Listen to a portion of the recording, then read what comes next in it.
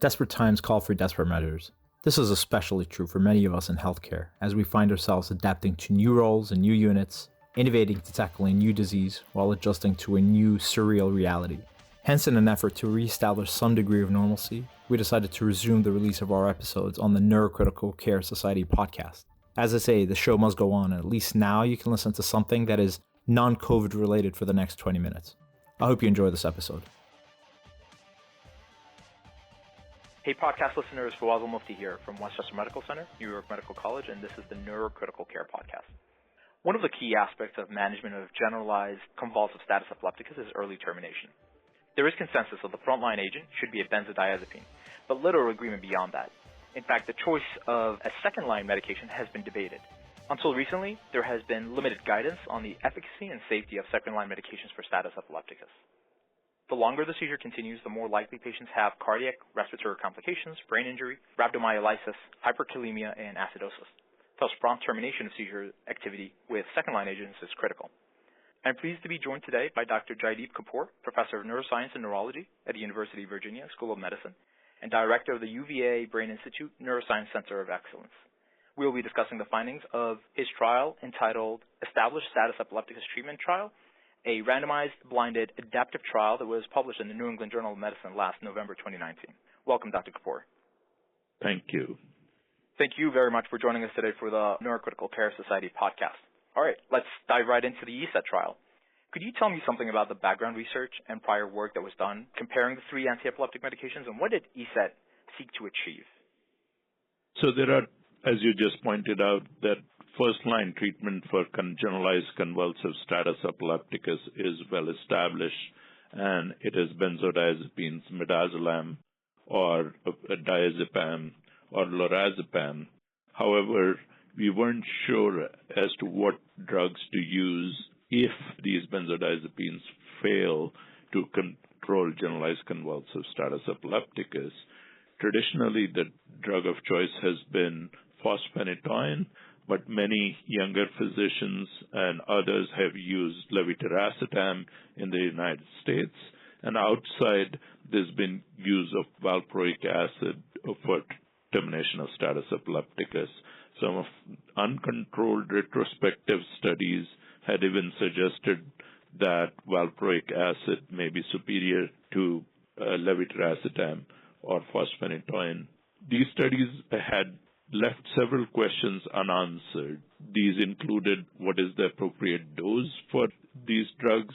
In addition, the response rate was uncertain. Some physicians, and in fact, I've heard a neurocritical care podcast from Tom Black where he's argued that you shouldn't even try second-line agents. You should go straight from benzodiazepine failure to anesthesia with either midazolam or propofol, because these second-line agents are only delaying effective treatment, which is anesthetics, so that response rate to these second-line agents was not known. And our goal in designing ESET was to find if these drugs are effective not only in terminating seizures, but ensuring that patients don't get intubated and end up in a critical care unit, which is more expensive and carries greater risks. What can you tell us about the trial design and methodology, and could you elaborate on the response adaptive trial design and why that was chosen? So our goal was to figure out the most effective or the least effective of these three drugs, and in order to do that most efficiently, we wanted to know which drug is going to be most likely to be most effective. And in order to achieve that, we first estimated their effectiveness in 300 subjects, that is, the first 300 subjects which were equally assigned to levetiracetam, valproic acid, and fosphenytoin. Once those 300 subjects had been studied, the idea was to assign more subjects to the drug that was doing the best and least number of subjects to the drug that was doing the worst. And basically, you can think of this design as looking for either regression to mean or clear separation of drugs. So if a drug is actually superior and you add more and more subjects, you'll have smaller and smaller confidence intervals, and you could clearly see separation. On the other hand, if truth is that there is no difference between the three drugs, then all three will revert towards the mean.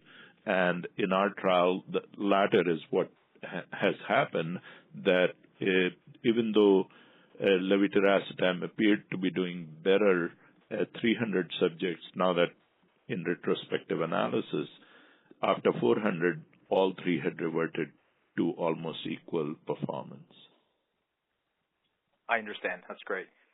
So before we dive into the results of the trial, I want to touch base on the primary outcome. So you use the absence of clinically evident seizures and improvement in the level of consciousness as one of your primary outcomes.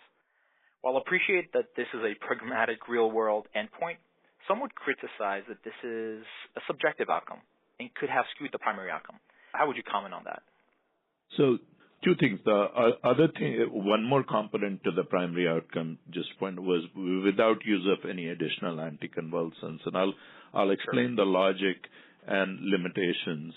The logic here was we wanted to know from pure scientific perspective, we wanted to know if the seizures had been treated completely. And in order to clearly, definitively determine an end of seizures, you not only need clinical examination, but EEG. At the time we designed the study, there were no FDA-approved devices that could be applied emergently without an EEG technician. Just calling an EEG technician and hooking up the EEG would take a lot longer than 40 minutes, and we wanted to see seizure termination in 20 minutes.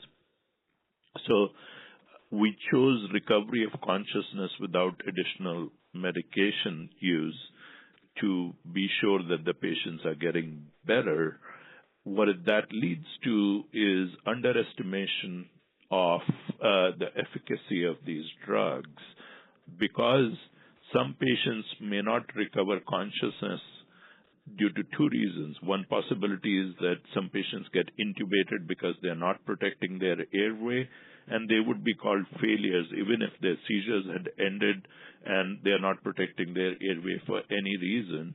And our intubation rate was 25% approximately. It ranged from 17 to 26% among three drugs. Those could, quote, falsely be classified as failures. We don't know how many, because some people got intubated because they were continuing to have seizures.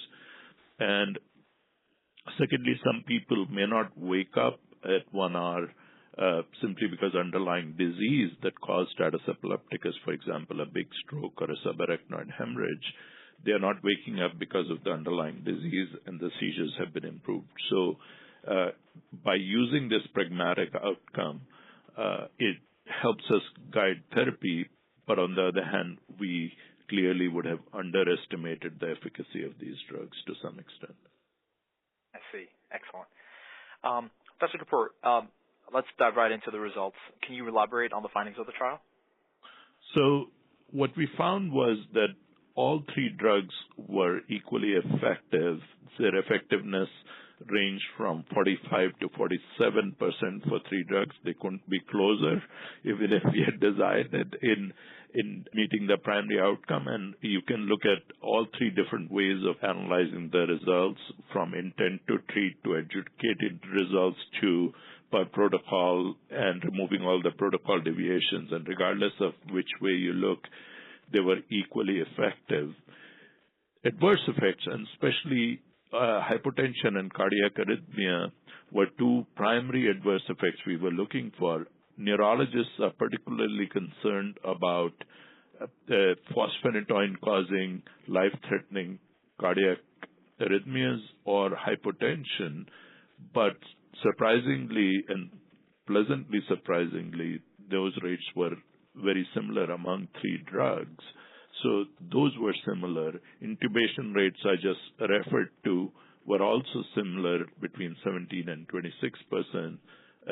So also recurrent seizures within 60 minutes and seizures within next 12 hours after enrollment, admission to ICU, median stay in the ICU, and hospital stay all of those were similar among all three drugs. So as we concluded from the study that the three drugs are equally effective and safe as treatments of status epilepticus. I should point out that the study wasn't designed to separate serious adverse effects. So levetiracetam, for example, had a mortality of 7%, while other drugs had 2%. Not a significant difference statistically, but it's there. Similarly for intubation rates, fosfenitoin had a 26% intubation rate, and valproic acid 17%. Again, not different significantly. Excellent. So I'm curious, how would you extrapolate this to the real world? I mean, what would you say to those who interpret the results as being the glass is half empty, as in all the options are suboptimal or equally bad, and we should consider other agents such as ketamine or propofol? And others may actually see the results and interpret this as the glass is half full. All the options are 50% successful and should be initiated sooner, like at the time of the first benzodiazepine dose, to shorten the duration of the seizures. In terms of, so I can answer the approach both ways. So first thing is we know that these drugs work at least half the time and save patients from ending up in critical care units. And that's important to know. Second, more important thing to know is that if you're going to use levetiracetam, which I think many people will go to, use the appropriate dose. We use 60 milligram per kilogram, which is up to 4.5 grams, which many neurologists are not used to using. And third thing is to realize that almost half the patients won't require any further intubation or other treatment. Should the drugs be used any earlier? It's harder to give these drugs in the ambulance in the pre-hospital stage. In fact, if you can't give Keppra IM, and starting an IV in the ambulance may or may not be possible. If you look at our median time to initiating therapy, it was 1 hour. Most of these patients are in the emergency department when they're being treated. In fact, one of the things, and we published first paper on this, is that patients are inadequately treated with benzodiazepines. Repeatedly, instead of giving 4 milligram lorazepam, patients are getting 2 milligrams of lorazepam, and then it's repeated. So first thing to correct in practice is to give adequate doses of benzodiazepines. We can keep advocating earlier and earlier use of drugs, but adequate doses are what we found during the trial. Even in this well-controlled setting with research medical centers, some of the top medical centers in the country, underdosing of benzodiazepines was pretty significant. So before we jump to adding more drugs, we should give adequate doses of benzos. With regards to second, can we improve on it? I definitely hope and believe that we can improve on 50% performance here. And how I would separate this is status epilepticus and seizures are different, right? What we used here were anti-seizure drugs.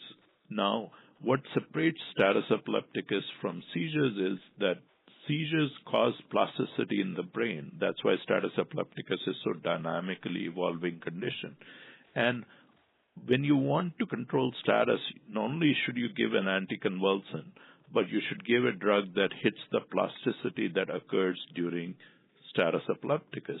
The first set of drugs in that are GABAergic agents, which is benzodiazepines, because we know that the first thing seizures do to initiate status, and that's within the definition of status epilepticus, is to break down inhibition. And what we do is if we reinforce that inhibition with benzodiazepines and stop seizures. The second step is enhancement of excitatory transmission caused by seizures.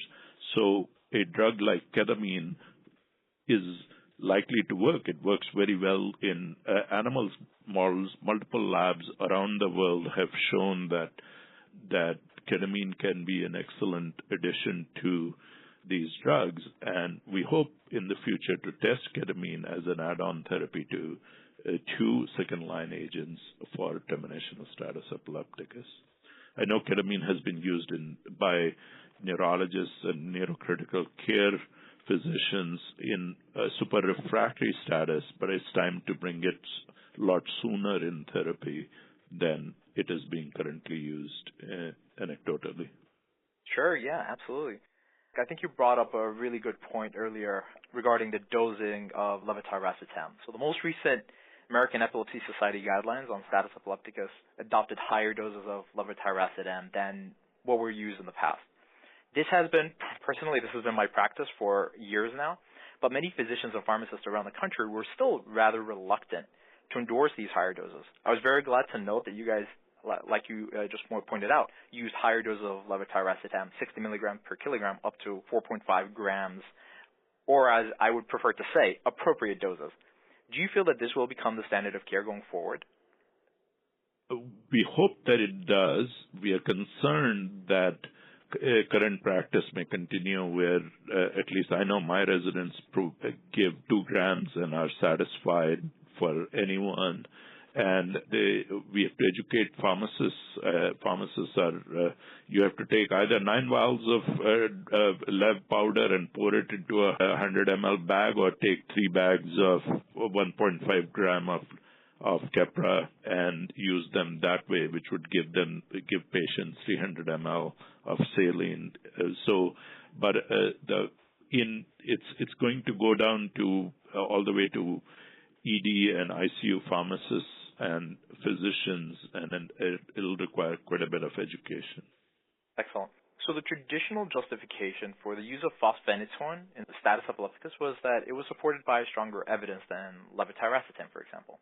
Well, that's no longer true with the ESSET trial. Given that status epilepticus is life-threatening, and given that fosphenytoin, levetiracetam, and valproate all have the same efficacy, it makes sense to pick the drug that is the safest and easiest to give rapidly. How has this influenced your practice, and have you been giving levetiracetam as a first-line agent at this point?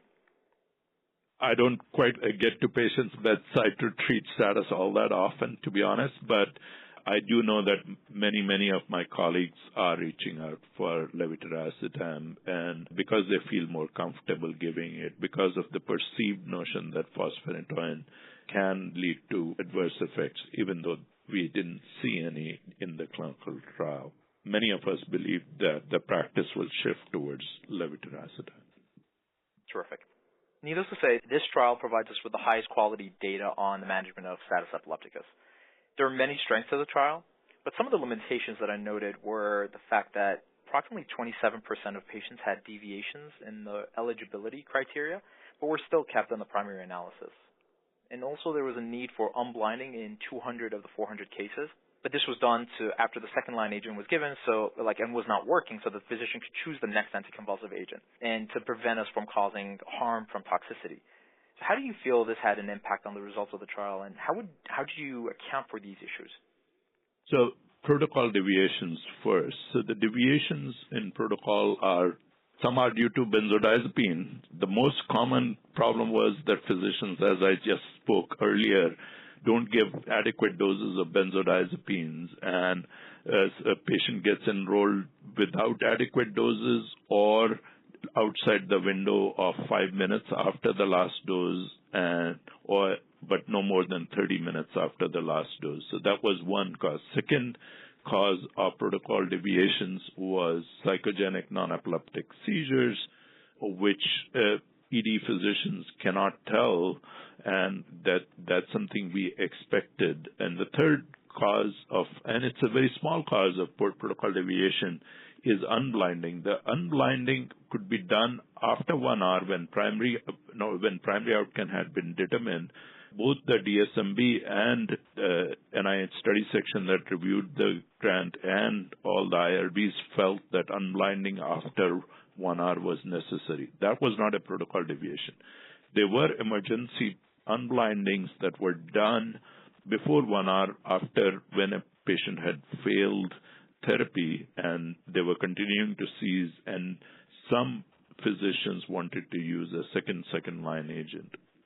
And that was a protocol deviation. But note that even per protocol analysis reveals no difference between the three drugs. It doesn't change because in the paper we presented per protocol and intent to treat analysis.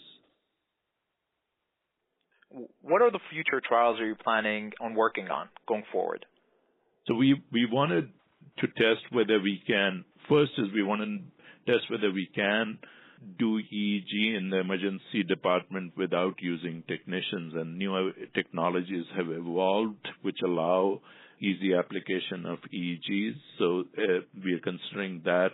In addition, we're considering a add-on trial with ketamine is the leading candidate where ketamine could be added on to levetiracetam to see if it increases the efficacy, goes from 50% to say 70 or 75% when we add ketamine to second-line therapy for treatment of established status epilepticus.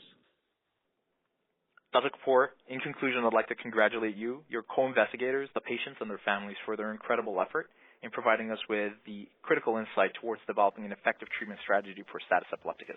Thank you all for listening to this episode. Thank you.